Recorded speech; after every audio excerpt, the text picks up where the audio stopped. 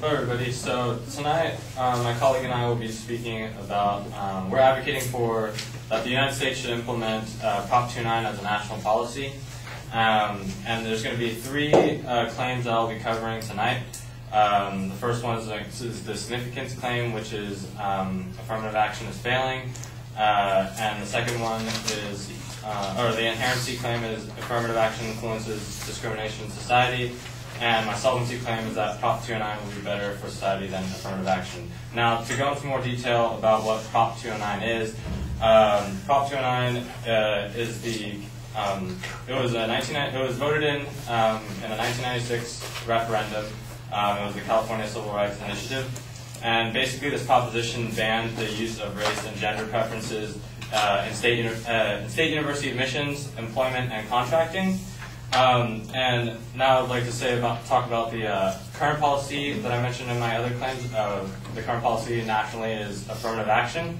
And affirmative action comes from the legal requirement that institutional officials take concrete, identifiable, and positive qualities to include historically excluded groups in their selection pools and to adopt mechanisms that ensure their representation among those ultimately chosen, which, in other words, federal institutions can employ or accept individuals based on race, gender, or ethnicity rather than on merit, academic achievement, and or other qualities normally looked for.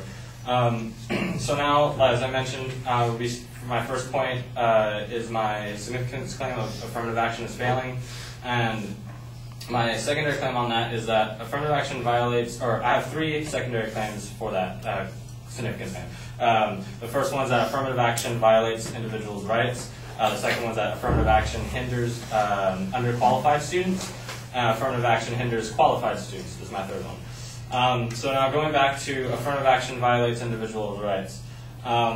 Affirmative action, critics argue that affirmative action effectively discriminates against candidates based on their on their skin color, and also that affirmative action violates the 1964 Civil Rights Act, which prohibits discrimination or segregation on the ground of race, color, or national origin in federally funded programs and activities. It also violates the 14th Amendment's Equal Protection Clause, whereby no state shall deny to any person within its jurisdiction the equal protection of the laws. And so the three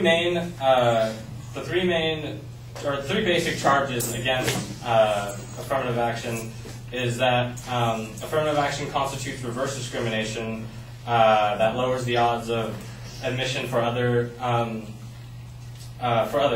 and better qualified non-minority students.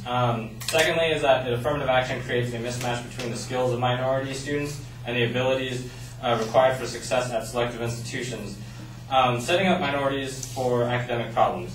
And thirdly, affirmative action stigmatizes members of the target group as less than fully qualified, which results in demoralization and substandard performance by students in the favored group, who may in fact be very well overqualified.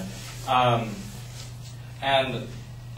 have a quote from an article that's in the Gale case, states that affirmative action in its current form, however well intended, violates the distinctive, deeply ingrained cultural and moral commitments to legal equality, private autonomy, and enhanced opportunity that have served Americans well, even though they have not yet served us all equally well. So now moving on to my second point of affirmative action hinders underqualified students. I have from an article by Michael Bruve, who's a journalist on various issues and such, and this was written for the Opposing Viewpoints database. He said that affirmative action in college admissions has been problematic, admitting badly underprepared kids from the top tiers of impoverished urban and rural schools, while keeping out talented students who don't make out the schools, who don't make their schools talented 10. And following up on that article, failing at a more prestigious college, this is for when schools such as Harvard and such try to use this affirmative action plan and to grab more of a diverse student base. The quote says, failing at a more prestigious college for which they are not academically or financially prepared is probably more harmful to to the life's prospects than succeeding at a lesser institution. And this was quoted from a Yale Law School professor, Peter Schruck.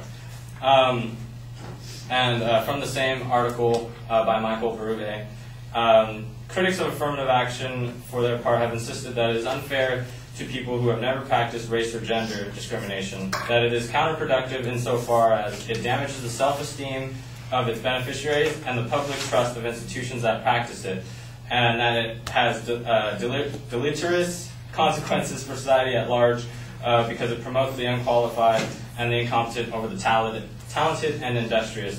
An example of that was a case back in, that was actually at Harvard School of Law, where Harvard admitted more African Americans than it did of the qualified,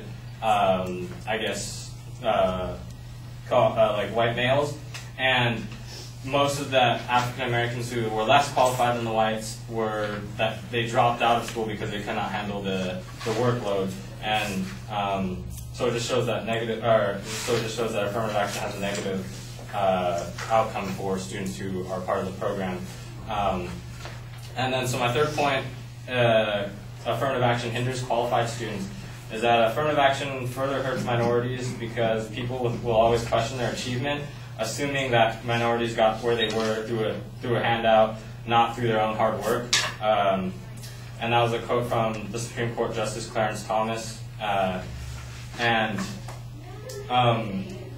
Due to the fact that non-discrimination is now widely accepted as a norm, affirmative action with its focus on race only serves to highlight the importance of race in decisions that must begin to be based on merit. And for some, of course, any regression, or actually this is a quote for talking about affirmative action in undergraduate admissions, is that for some, of course, any regression for the numbers that are obtainable through the use of preferences is unacceptable. At its heart, this is a view that racial diversity is a value that trumps all others, but that it is a view that is clearly been rejected by the courts, and for good reason. Diversity is an important public policy goal, but there is a right and a wrong way to pursue it. Racial classifications are the wrong way, and this was a quote from Thomas E. Wood, who's the executive director of the California Association of Scholars, and he was also a co-author of Prop 209. And yeah.